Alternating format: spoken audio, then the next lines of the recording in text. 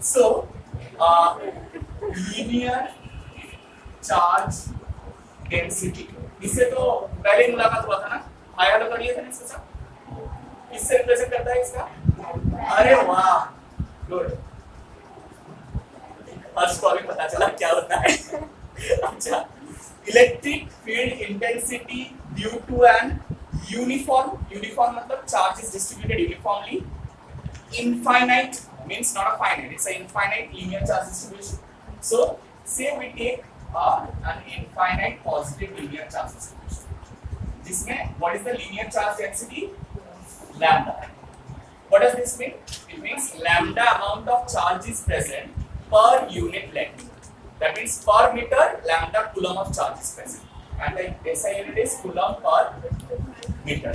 Lambda coulomb of charge per metre. Is that clear? अब मुझे बताओ, फर्स्ट पॉइंट क्या करते हैं हम लोग गॉस थ्योरम यूज करने के लिए? गॉसियन सरफेस यूज करते हैं। सो ये दिमाग में थोड़ा अंदर ठीक से भर लो। गॉसियन सरफेस से इलेक्ट्रिक फील्ड निकालने के लिए फर्स्ट स्टेप क्या करना पड़ता है? गॉसियन सरफेस चूज करना पड़ता है, ठीक है? एनर्जी लाओ, एनर्जी लाओ। गर्मी तो क्या है, हम लोगों के पास भी बहुत एनर्जी है। सो गॉसियन सरफेस पहले चूज करना पड़ता है। What type of Gaussian surface will you choose over here? Cylinder, बहुत सारा सिलेंडर आ रहा है, क्यों क्यूबॉइड नहीं हो सकता? ये क्यूबॉइड ले लेते हैं, क्यूबॉइड, राइट। अगर क्यूबॉइड लेंगे तो उसका एजेस ज्यादा दूर रहेगा from the line charge distribution और उसका सरफेस क्लोज रहेगा। लेकिन अगर सिलेंडर लेंगे keeping this at the axis, तब वो सारा पॉइंट इक्वल डिस्टेंस अवे रहेगा। समझ में आया? So we choose a cylinder, but the problem is we'll not be able to include the whole charge. We'll be able to include only a portion of the charge, right? পুরোটা আসবে না, right right, তাতে অসুবিধা নেই। পুরোটা আমাকে আনতেই হবে, তাতে আমার কোনো অসুবিধা নেই। Why? Because I want to find out the electric field at a point which should lie on its surface at a distance r. J point A, the point where you wish to find out the electric field, that should lie on the surface. It is not necessary that it has to include the whole charge distribution. पूरा charge distribution को include करना पड़ेगा, ऐसा जरूरी नहीं है। अब the properties of Gaussian surface, tell me, is it satisfying all of them? First, quickly. First property closed, satisfy कर रहा है, thumbs up, yes. Second property, symmetrical to what? Yes, at any point on the curved surface, they are equal distances away, but there is a problem. What about the points on the flat surface? इसके बारे में तो सोचे नहीं। That will be taken care by the third point. Third point क्या बता रहे हैं? Right. देखो, ये surface, curved surface से electric field lines are perpendicularly out. That means the area vector and the electric field vector are parallel.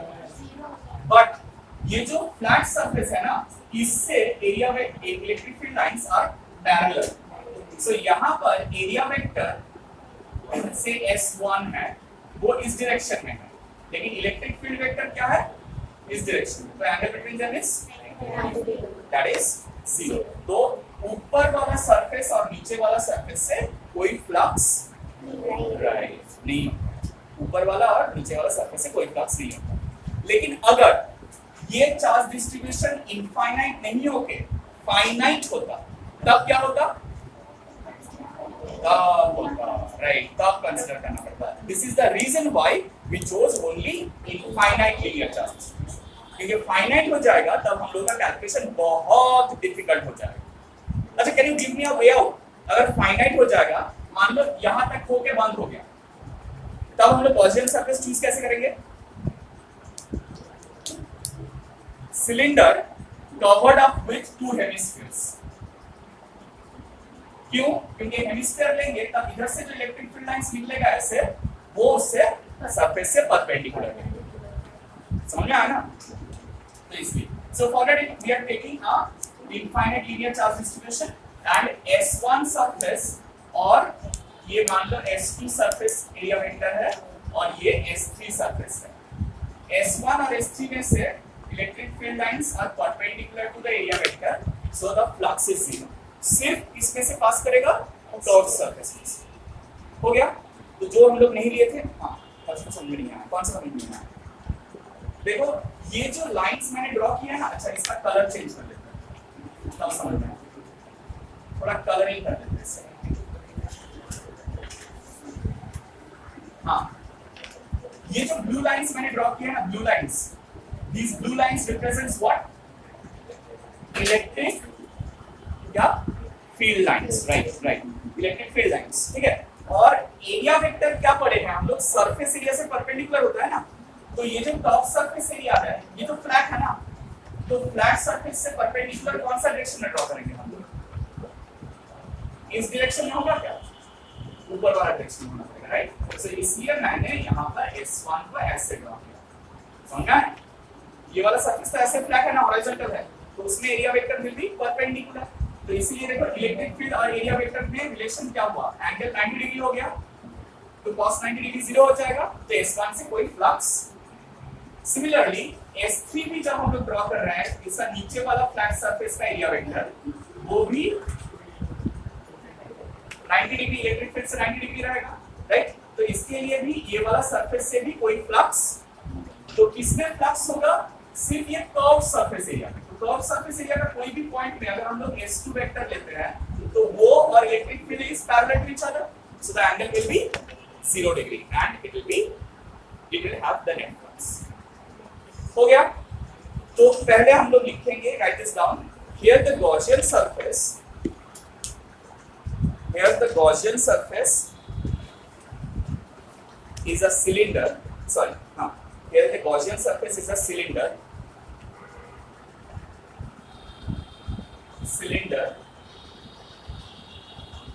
of radius r and length l, of radius r and length l, having the charge distribution along its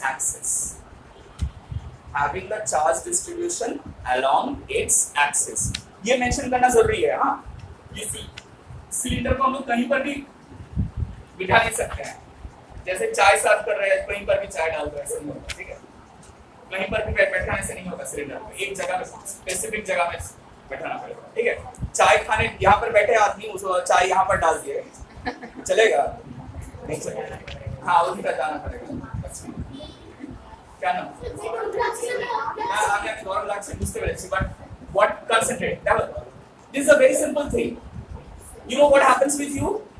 The one you concentrate on. It's a very simple thing. I don't have a problem. Listen. Come back. Don't discuss this. अच्छा क्या लिखा है जल्दी से बताओ, fast. सबको एक साथ बोलेंगे, थोड़ी मुझे समझ में आ रहा है। Radius r, length l, having charge। हाँ, so Gaussian theorem, Gaussian surface लिख लिया हम लोग, ठीक है। Now write the electric flux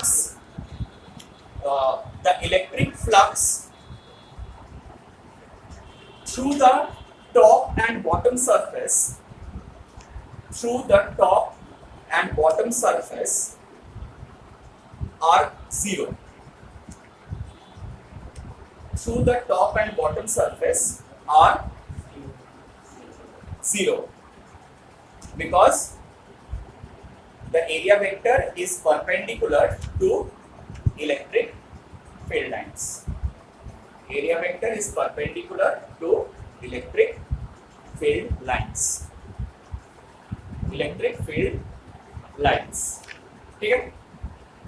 Now next second step हम लोग क्या करते हैं? Second step क्या करते हैं बताओ?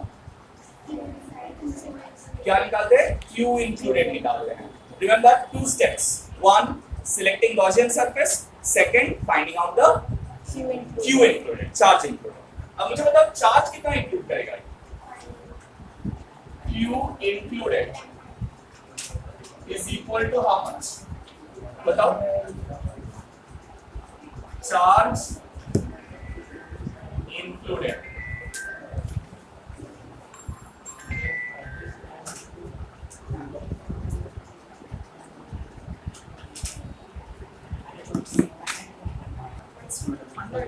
अच्छा ना पर आर वैसे लॉन्ग है charge included is Q included equal to how much? quickly जल्दी से बताओ charge included will be how much? कैसे निकालेंगे? देखो सिर्फ जो चार्ज ये सिलेंडर के अंदर घुसा है वही निकालेंगे, बाहर वाला चार्ज नहीं निकाल सकते। कैसे पता चलेगा कितना चार्ज अंदर घुसा है? इसका लेंथ कितना लिया है मैंने और लीनियर चार्ज डेंसिटी कितना है? लीनियर चार्ज डेंसिटी होता क्या है? चार्ज बाय लेंथ ना। तो चार्ज अगर हम लोग को निकालना है तो लैम्डा से हम लोग लेंथ को क्या करेंगे? मल्टीप्लाई कर देंगे। क्यों? जनरल कांसेप्ट क्या बताते हैं हम लोग को? लैम्डा होता है Q बाय, तो Q क्या होगा? लैम्डा इनटू L ना होगा। समझा है? समझा है? तो Q included will be lambda into small l होगा। First, is that clear? So charge included will be lambda into length of the cylinder. Length of the cylinder जितना है सिर्फ उतना ही लेना पड़ेगा। You have to take that much. अब जल्दी से एक इंपॉर्टेंट चीज, दो चीज हो गया। अब the next last step that is applying the what? So applying Gauss theorem. Applying Gauss theorem क्या लिखेंगे? Close integration of E dot ds is equal to Q included by, ठीक है। अब कोई नहीं लिखेगा, थोड़ा बोर्ड में देख लो, समझ लो, उसके बाद लिखना, ठीक है। ये जो इंटीग्रेशन ऑफ डीएस हम लोग करेंगे, ये हम लोग को टोटल 3 सरफेस के ऊपर करना पड़ेगा। एक S1, एक S2 एंड एक S3, right?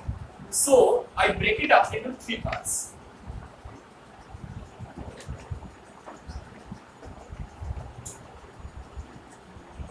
For S1 close integration of E dot ds is equal to, what is the reason? Close integration of E ds cos कितना डिग्री लिखेंगे? 90. Why? Because S1 and electric field are perpendicular to each other. Is that clear? Is equal to 0. Next, for S2 close integration of E dot ds is equal to integration of E ds cos 0 degree. Why? Because S and E are along the same direction. तो अगर same direction होगा, हाँ, surface से perpendicular है, that's true, but electric field और area vector they are parallel to each other ना, तो इसलिए cos 0 डिग्री हो जाएगा and cos 0 degree is how much? So ये हो जाएगा E बाहर ds आया ना, बताओ जल्दी से बताओ, राइट? क्योंकि cos 0 डिग्री तो 1 हो गया है और E को मैंने बाहर क्यों निकाल लिया?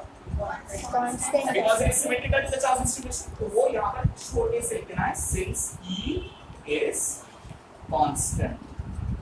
Since E is constant, ठीक है? अब मुझे बताओ ये वाला चीज का वैल्यू कितना है? What does this represent? S2 is the curved surface area. S2 क्या है? Is the curved surface area, right? So अगर curved surface area है तो इसका फॉर्मूला क्या होता है बताओ? तुम लोग बता रहे हैं E into 2 pi, गलत लिखा मैंने? गलत लिखा? क्लोज इंटीग्रेशन ऑफ ds का मतलब ही है टोटल सरफेस एरिया, ठीक है? हो गया? क्या समझ में नहीं आया? ये क्यों हुआ? ये मैंने क्या बताया था? क्लोज इंटीग्रेशन ऑफ ds का मतलब क्या है? ds स्मॉल एरिया है, लेकिन जब से क्लोज इंटीग्रेशन कर रहे हैं इसका मतलब क्या? टोटल एरिया, समझना है? तो ये S2 क्या डिनोट कर रहा है? कर्व सरफेस एरिया डिनोट कर रहा है ना, तो total curve surface area cylinder का क्या होता है?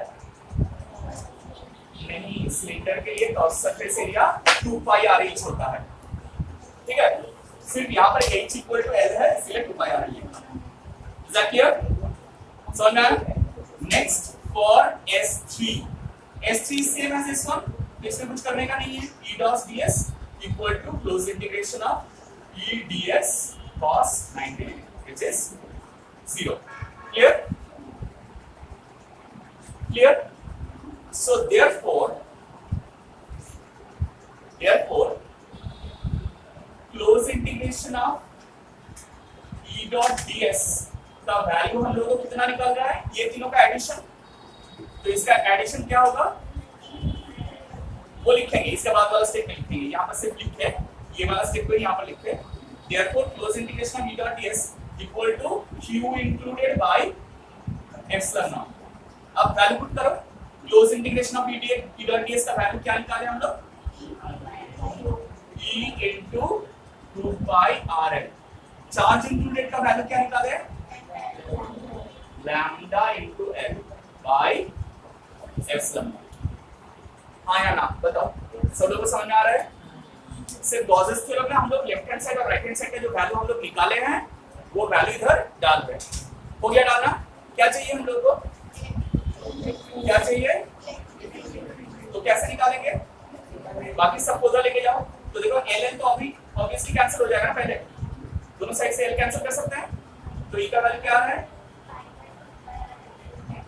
Lambda by 2 pi epsilon not r आ रहा है, डू यू नो दिस, कहीं देखा है ये, कहाँ देखा है बोलो, स्ट्रेट लाइन चार्ज डिस्ट्रीब्यूशन का हम लोग निकाले थे, एक बार निकालो, जल्दी से निकालो सब लोग, क्विकली, हाँ। Now if you remember Coulomb's law से जब हम लोग लाइन चार्ज डिस्ट्रीब्यूशन का इलेक्ट्रिक फील्ड निकाले थे, याद है वहां पर कितना सब्स्टिट्यूशन किए थे, पहले एक फाइनाइट लेंथ के लिए निकाले थे θ1 θ2 एंगल लेके, और फिर उसको इनफाइनाइट के लिए θ1 इक्वल टू θ2 दोनों को ही 90 डिग्री पुट किए थे, और वहां पर sin 90 डिग्री 1 आ गया था, और फिर हम लोगों को सेम आंसर मिला था। तो वहां पर कितना कुछ कैलकुलेशन करने के बाद हम लोग को जो वैल्यू मिला था, यहाँ पर सिर्फ एक्चुअली ये तो हम लोग एक्सप्लेन करने के लिए किए, तो स्टेप्स बना ये और ये, so, 3 स्टेप में हम लोगों को वो आंसर मिल गया, जो वहां पर उतना सारा स्टेप्स हम लोगों को बनाना पड़ेगा, ठीक है। These steps are written all because of the representational purpose, नहीं तो हम लोगों को बोर्ड में आंसर मार्क्स नहीं मिलेगा, but this Gauss theorem makes the calculation of charge distribution electric field much easier, alright।